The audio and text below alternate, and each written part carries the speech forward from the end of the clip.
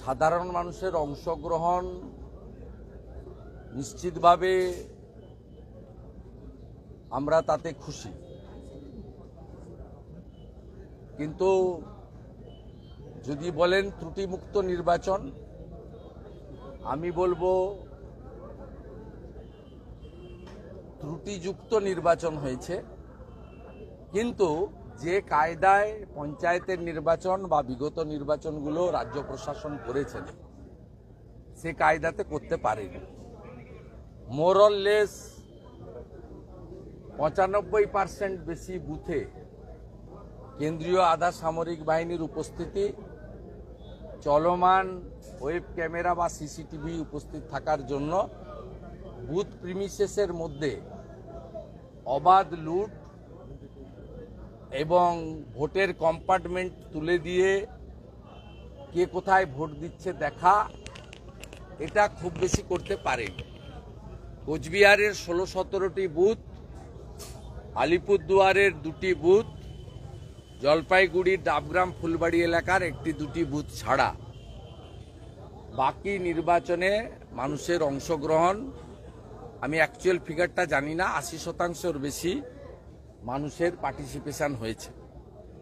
যে বুথগুলোতে এজেন্টদের মেরে বের করে দিয়েছে বা এজেন্ট দিতে দেয়নি, সেই বুথগুলোতে কিছু মৃত ভোটার এবং কিছু ভোটারকে হাতে কালি লাগিয়ে ফিরিয়ে দিয়ে প্রক্সি ভোট, এক শ্রেণীর একটা ছোট অংশের ইলেকশন অফিসারদের সাহায্যে, পোলিং পার্টির সাহায্যে কোথাও কোথাও করেছে।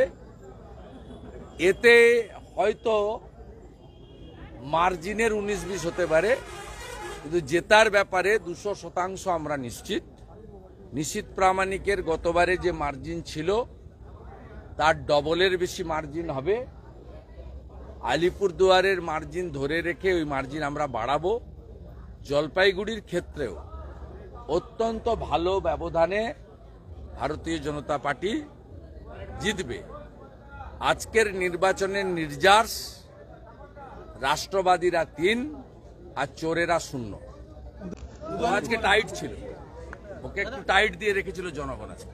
আপনাকে বলে দিই, তথ্য সংস্কৃতি দপ্তর সম্পূর্ণভাবে, আমি এক স্যান্ডেলে খুনি দেব কিভাবে মিডিয়াদেরকে তথ্য সংস্কৃতি দপ্তরের ডিআইসিও বা এসডিআইসিওরা আপনাদের হোয়াটসঅ্যাপ গ্রুপে মুখ্যমন্ত্রীর পলিটিক্যাল প্রোগ্রাম দিচ্ছে। আমি গতকাল শুনে এসেছি উত্তর দিনাজপুরের রায়গঞ্জ লোকসভায় 14,000 লোক সাংস্কৃতিক শিল্পী ভাতা পান। তাদেরকে ওই জেলার ডিআইএসও, তিনি ডিআইসিও ফোন করে বলছেন তৃণমূলকে ভোট দিতে হবে। আমি লোকশিল্পীদেরকে বলছি ফোন রেকর্ড করে আমাকে পাঠান, আপনারা আমার হোয়াটসঅ্যাপ নাম্বার সবাই জানে, আপনারা আমার কাছে পাঠান। ওই ভদ্রলোকের চাকরি কি করে থাকে সে ব্যবস্থা আমি করব, যতদূর যেতে হয় যাব।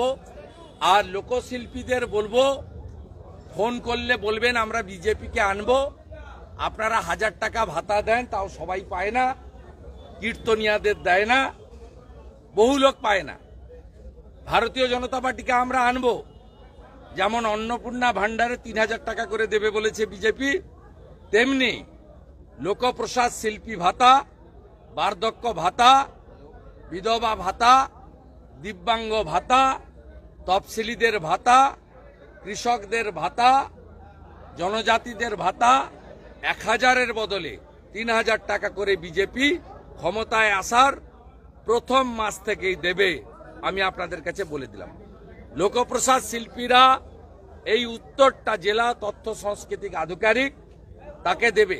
এগুলো সব করাচ্ছে ওই যে মুখ্যমন্ত্রী সবাই লোক হচ্ছে না, একদম লোক হচ্ছে না।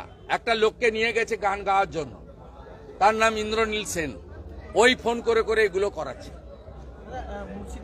ওর বিরুদ্ধে অভিযোগ হচ্ছে। যে যে জেলায় তথ্য সাংস্কৃতিক আধিকারিকরা, মহকুমার তথ্য সাংস্কৃতিক আধিকারিকরা সরকারি গ্রুপে পোস্ট করেছেন মুখ্যমন্ত্রীর রাজনৈতিক সভাকে, আর লোকপ্রসাদ শিল্পীদেরকে সরকারি টাকায় বাসে করে নিয়ে আসছেন, সব তথ্য আমার কাছে আছে। অভিযোগ হচ্ছে, কালকের মধ্যে অভিযোগ হবে। রামনবমীর দিন মুর্শিদাবাদে যে মিছিলে হামলা হয়েছে সেটা নিয়ে এনআইএ তদন্ত দাবি করে এবং তার দৃষ্টি আকর্ষণ করা হয়েছে। খুব সঠিক, বোমা ব্যবহৃত হয়েছে। পারমিশন নেওয়া মিটিংয়ে যেভাবে সংগঠিতভাবে, এবং শুনলে অবাক হয়ে যাবেন, শক্তিপুরে যে বাড়ি থেকে পাথর ছোঁড়া হয়েছে সিভিক ভলেন্টিয়ারের বাড়ি। সিভিক ভলেন্টিয়ার হোম পাওয়ার দপ্তরের বেতন পায়, সরাসরি পুলিশ মন্ত্রী এর সঙ্গে যুক্ত। এনআইএ তদন্ত হওয়া উচিত ও তদন্তের আওতায় মমতা ব্যানার্জিকে আনা উচিত।